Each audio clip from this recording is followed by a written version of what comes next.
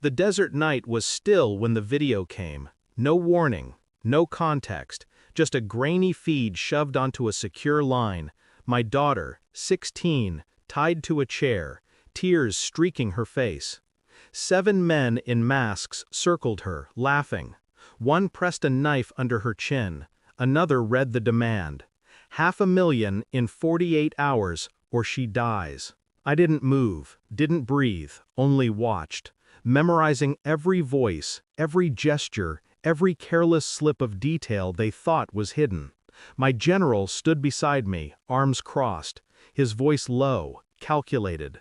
"Sergeant, you've got a week of classified training exercises stateside. Make it look like an accident. No hesitation, no moral speeches, just orders."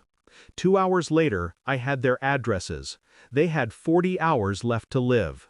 The betrayal wasn't the kidnapping, not entirely. It was what I discovered beneath it. Because the deeper I dug, the clearer it became. This wasn't random. They hadn't stumbled across my family by chance. They had been pointed there, directed. Someone fed them my name, my daughter's school, my schedule in Afghanistan. The betrayal was inside the wire, and betrayal cuts deeper than any blade. You expect an enemy to come for you. You don't expect your own to light the path. Every lead I followed whispered the same truth. This wasn't just a ransom. It was leverage, a message to me, to the general, to the institution that owned us both. They wanted to prove we could be broken, but they chose the wrong man. I studied them quietly, methodically. Phone pings, utility bills, vehicles parked too long in places they didn't belong. The 7 men weren't professionals, they were scavengers. Drunk on the idea of easy money, blind to the storm circling them.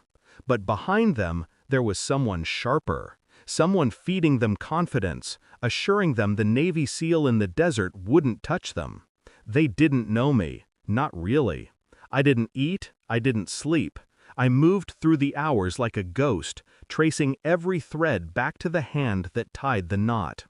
And in the quiet moments, when rage burned too hot to swallow, I thought of her, my daughter's eyes, the way she used to laugh, free, unbroken. They thought fear would paralyze me. It only focused me. The truth snapped into place 28 hours before their deadline. One of the men bragged on a recorded call, drunk, sloppy. He slipped a name he shouldn't have. And just like that, the shadow behind the curtain had a face. Not a stranger, not a foreign hand. A man I had once trusted. A man who wore the same uniform I did.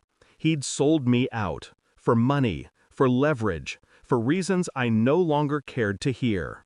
I printed the proof. Phone records, transfers, messages laced with contempt. That night, I placed the evidence on his desk. No words, just the weight of paper and truth between us. His face drained, his lips moved, excuses, denials, desperation. I stayed silent, because silence is heavier than rage. The men who touched my daughter never saw dawn. Each death marked, each moment planned, each final breath quiet enough to never reach the morning news. But the betrayal required more. It required precision. I didn't confront him with fists or bullets. That would have been mercy. Instead, I laid the proof where it would hurt most. The general, the board, the people whose approval he had built his career upon. They read every word, saw every number, knew every truth. By noon, he was stripped of rank. By evening, he was forgotten. A name turned to ash in the same halls he once ruled. I passed him in the corridor as security led him out. His eyes begged for acknowledgement, a shred of recognition. I gave him nothing. My daughter is safe now. She doesn't ask questions, doesn't know the details, and she never will. She smiles again, but it's softer, tempered, touched by shadows. Innocence once stolen doesn't return whole. Sometimes I wonder if mine ever did. The men are gone, the traitor erased. The silence between me and the general says more than words ever could. But inside, the storm hasn't quieted. It has only gone still, waiting. Because I learned something in those 40 hours. Trust is fragile. Loyalty is currency. And betrayal is the only debt that never clears. They thought they'd taken my daughter, but in the end, I took everything from them, and I didn't even raise my voice. Thanks for watching. Don't forget to like, share, and comment. Subscribe now to Cheating Stories Insight World for more amazing stories.